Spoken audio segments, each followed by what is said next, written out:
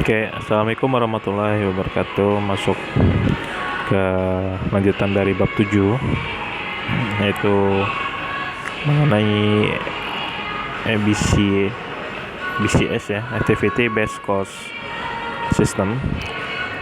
Kemarin kita udah masuk bahas batch level activities, unit level activities. Kita lanjut bahas dari keempat tingkatan BCS ya. Yang ketiga ini ada product sustaining activities atau pendukung aktivitas dari sebuah produk ya. Jadi di sini ada namanya biaya tingkat produk atau product level cost, adalah biaya yang terjadi untuk mendukung sejumlah produk berbeda yang dihasilkan. Biaya tersebut tidak harus dipengaruhi oleh produksi dan penjualan satu batch atau satu unit lebih banyak.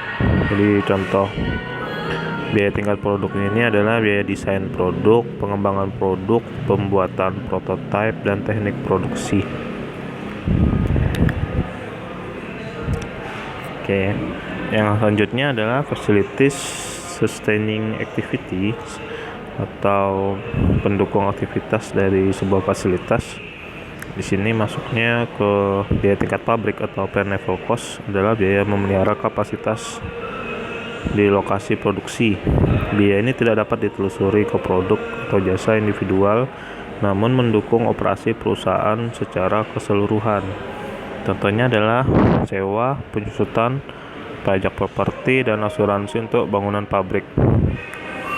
Luas lantai ini juga sering disebut juga ya sebagai pemicu tingkat pabrik untuk membebankan biaya tingkat pabrik.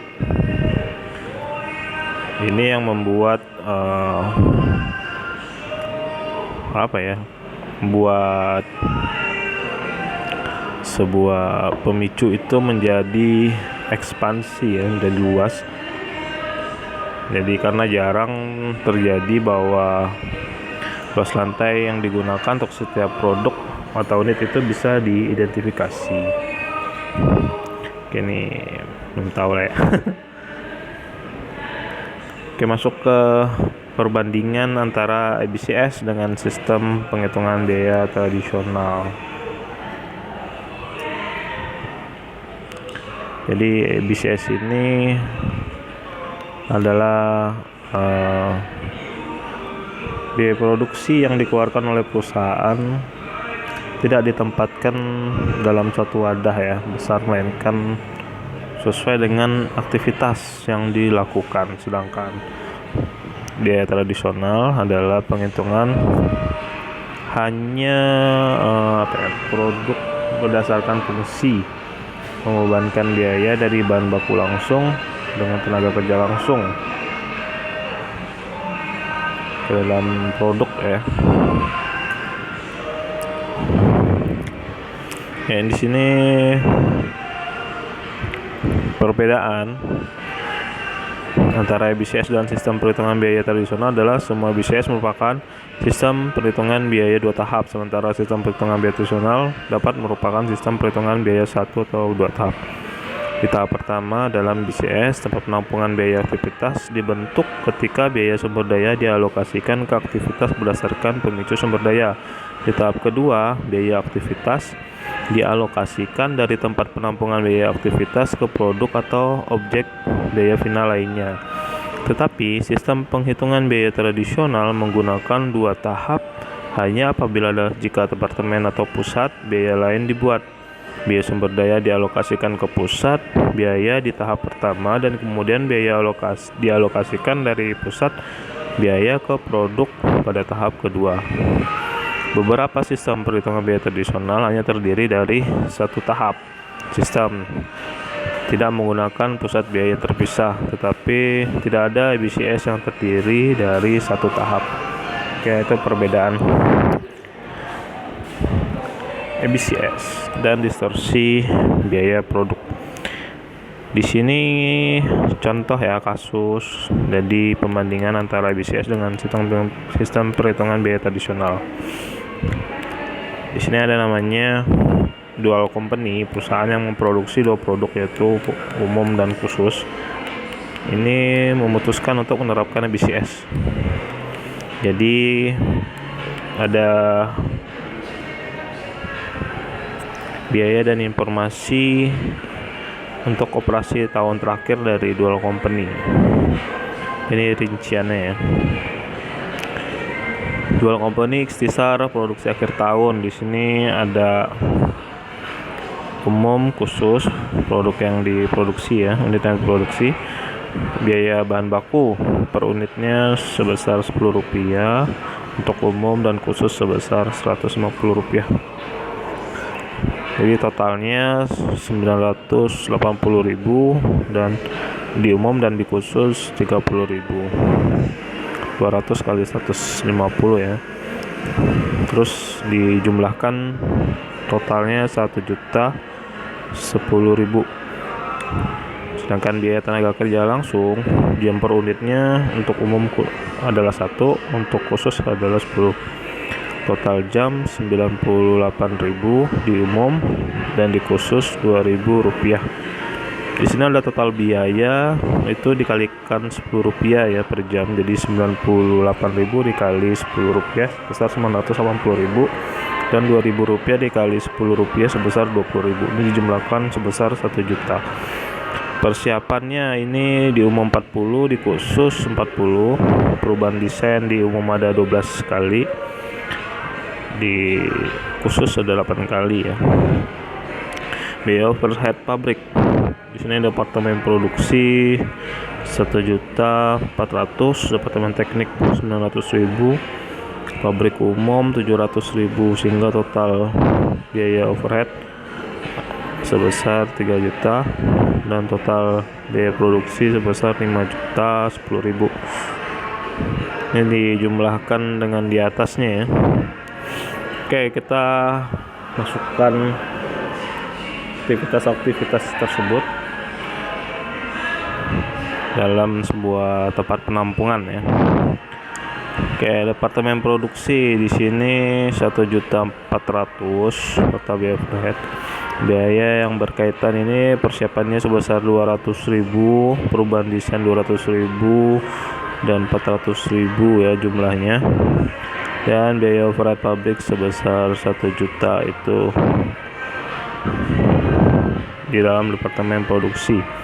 Departemen teknik, total biaya overheadnya sebesar 900.000,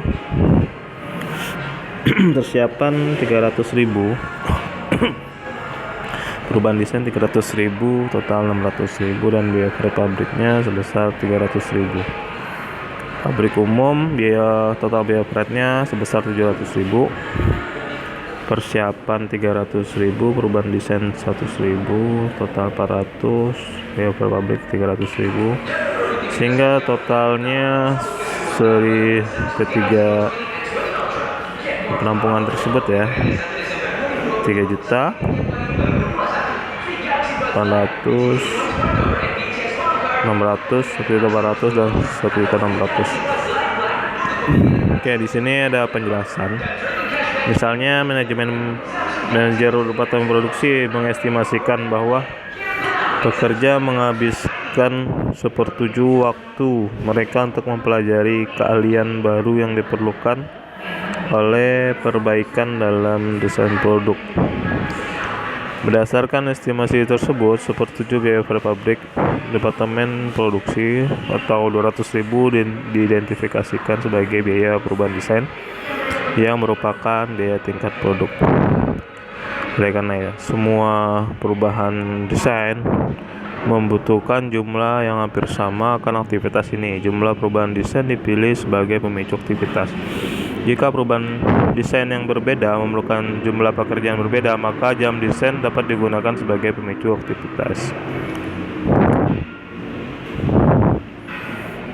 Oke, kita masuk ke biaya produksi dari sistem perhitungan biaya tradisional. Di sini tarif biaya overhead pabrik 3 juta dibagi dengan 100.000 jam tenaga kerja langsung atau JTKL. Jadi per JTKL-nya diperoleh 30 rupiah. Umum biaya bahan bakunya 980.000, khusus 30.000, total 710.000. Biaya tenaga kerja langsung 980.000, di umum di khusus 20.000, 1 juta. Ini bisa lihat dari yang di sini ya. Biaya tenaga kerja langsung ya, tinggal masukin lagi. Biaya overhead pabrik 30 rupiah sudah kita peroleh ya di atas tadi itu, dikali 98.000 di TKL dapatnya 2.940.000 untuk umum, dan 30 rupiah dikali 2.000 di TKL sebesar 60.000. Ini biaya overhead pabrik ya.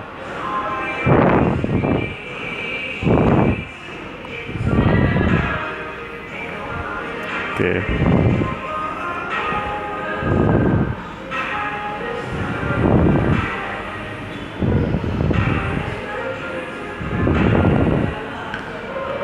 Jadi dijumlahkan sebesar 3 juta rupiah.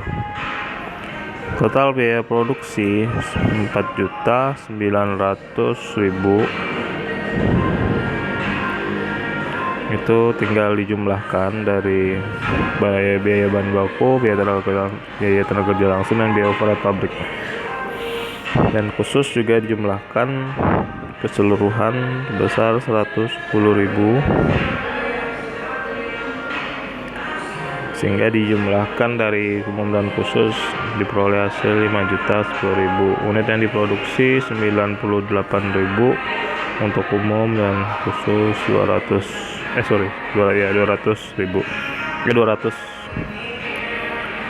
Biaya per unitnya dibagi ya, 4.900.000 bagi 98.000 dengan 50 rupiah, dan khusus 110 dibagi 200 sama dengan 550 rupiah.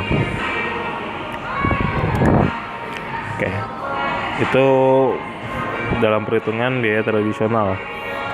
Kita masuk ke sistem perhitungan biaya berdasarkan aktivitas. Dari biaya per pabrik, biaya tingkat batch itu 800.000 dibagi dengan 80 persiapan. Di sini ada 40 ya, tambah 40.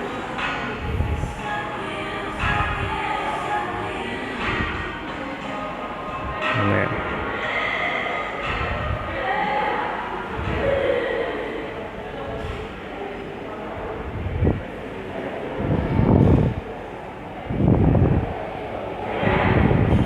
oke, ini sini ada persiapan 40 di umum, 40 di khusus ya, jadi total 80.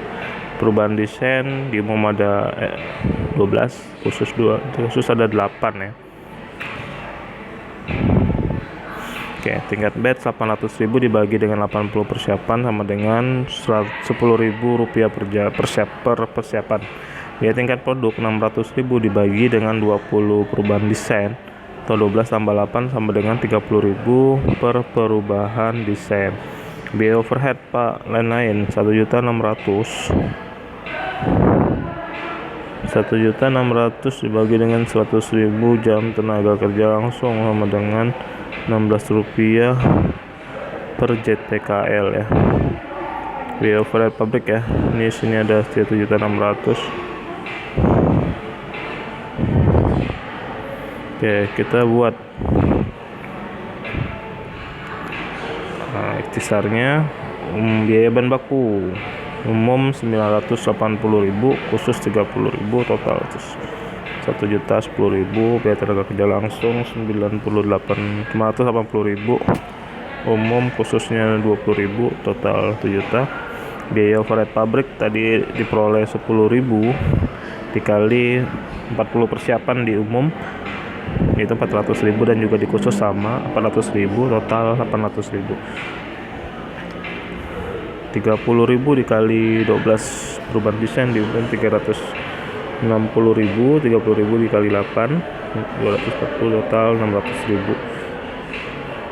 terus kita dapat lagi 16 per GTKL, 16 rupiah dikali 98.000, 1.568.000, 16 kali 2000 GTKL dapat 32.000, total 1.600.000. Total biaya produksi 5.010.000, unit yang diproduksi 98.000 dan 200 di 98.000 khusus 200, biaya per unitnya 43,76 rupiah ya. Sedangkan di khusus 3.600 rupiah unit yang diproduksi. Di sini ada perbedaan antara perhitungan tradisional dengan perhitungan berdasarkan aktivitas. Kita bisa lihat walaupun dia total biaya produksinya sama 5.010.000, tapi dalam ini biaya per unitnya berbeda. Untuk umum itu jauh lebih murah dibandingkan khusus. Di sini khusus sebesar 3.600, sedangkan di tradisional itu sebesar 550. Sedangkan di umum biaya per unit sedangkan di tradisional biaya per unit umum itu 50 rupiah, sedangkan di berdasarkan aktivitas biaya per unit di umum 3,76 rupiah.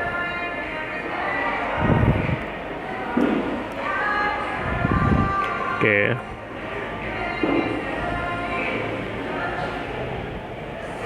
Lalu kita masuk menghitung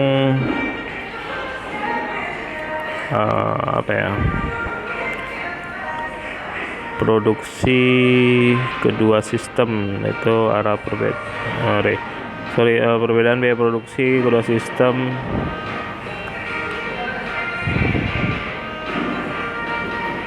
Biaya overhead pabrik seperti di sistem perhitungan biaya tradisional dapat berupa tarif aktual atau tarif yang ditentukan, sedangkan BCS perhitungan biaya produksi tahun berjalan dihitung dari jumlah yang diestimasikan untuk biaya overhead pabrik dan ukuran bincang katanya tarif telah ditentukan sebelumnya yang digunakan. Jadi jumlah perbedaan biaya produksi antara kedua sistem dapat dijelaskan secara sistematis. Produk umum mewakili 98% dari volume yang diukur ya. Volume itu tingkat aktivitas besarnya produk yang dihasilkan ya, dan direncanakan dan dijual dalam suatu periode ya. Terus produk umum tanggung jawab atas 50% dari tingkat batch.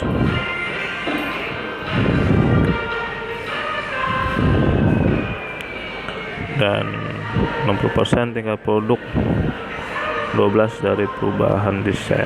Tradisional membebankan terlalu besar,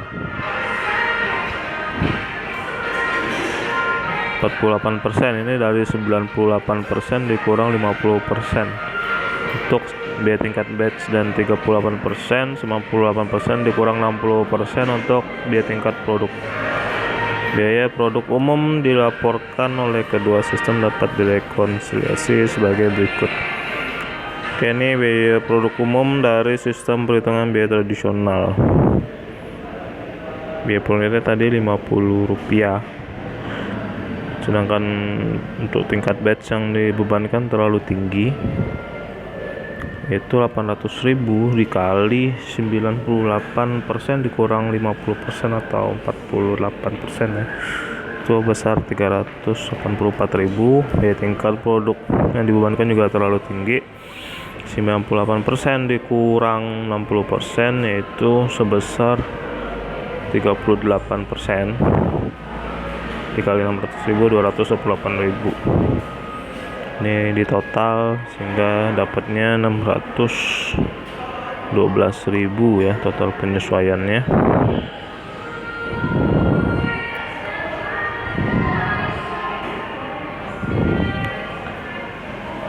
Dan di per unitnya itu 6,24 rupiah.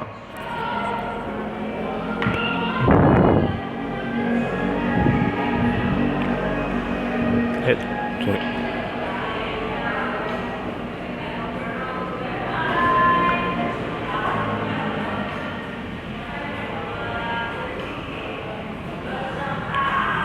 Biaya produknya itu sebesar 4 juta. Biaya produk umum dari BCS 4.288.000, dan sedangkan di BCS 43,76 ya. Oke. Jadi dari data tersebut menunjukkan bahwa produk khusus sebenarnya bertanggung jawab atas 50% aktivitas tingkat batch dan 40% tingkat produk. Di biaya produk khusus yang dilaporkan dua sistem dapat direkonsiliasi sebagai berikut. Ini untuk yang khususnya ya.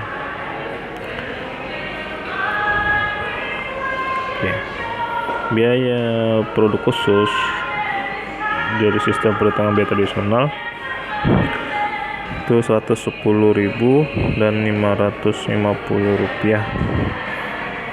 Jadi penyesuaiannya tingkat batch yang dibebankan ini terlalu rendah, 50% dikurang 2%, karena tadi 98% ya, sisa dari 100 kurang 98 sama dengan 2%. Jadi 800.000 dikali 48% sama dengan 344.000, dan biaya tingkat produk yang dibebankan juga terlalu rendah, 600.000 dikali 38% sama dengan 220.000. Di total penyesuaian 612.000, per unitnya 3.060, dan biaya produk khusus dari BCS 722.000, biaya per unitnya 3.610.000. Oke, kekuatan kelemahan BCS ini adalah menggunakan basis alokasi yang berkaitan dengan volume seperti jam kerja dan jam mesin dalam mengalokasikan biaya operasional pabrik dari pusat biaya ke produk. Penyimpangannya itu atau distorsi timbul apabila jumlah biaya yang berkaitan dengan volume relatif besar.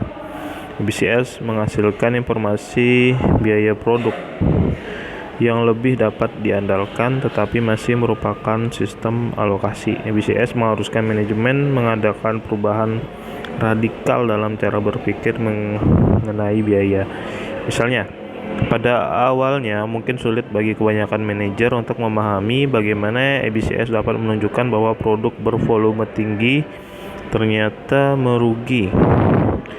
Padahal analis margin kontribusi menunjukkan bahwa harga jual jauh melebihi biaya produksi variabel.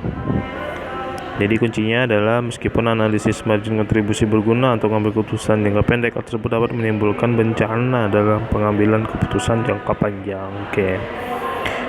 Selanjutnya, manajemen berbasis aktivitas atau ABM. Ini adalah penggunaan informasi yang diperoleh dari BCS untuk membuat perbaikan dalam suatu perusahaan. Informasi BCS dapat membantu manajemen memposisikan perusahaan guna mengambil keuntungan yang lebih baik atas kekuatan perusahaan. Penerapan BCS ini memerlukan informasi yang tidak dibutuhkan maupun disediakan oleh sistem perhitungan biaya tradisional. Pertama adalah perlu untuk mengukur setiap penampungan biaya aktivitas, yaitu total biaya untuk setiap aktivitas signifikan yang dilakukan. Yang kedua, pemicu aktivitas terbaik harus dipilih untuk mengalokasikan setiap penampungan biaya aktivitas. Terakhir, tarif pemicu untuk setiap aktivitas harus dihitung dengan cara membagi total biaya dari setiap penampungan biaya aktivitas dengan total pemicu aktivitasnya. Apakah biaya produksi direvisi atau tidak? Informasi BCS memberikan wawasan baru mengenai efisiensi proses.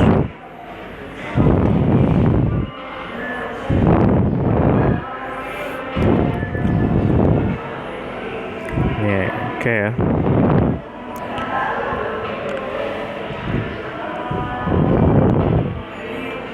Sekian dari saya untuk bab 7. Wabillahi taufiq wal hidayah. Wassalamualaikum warahmatullahi wabarakatuh.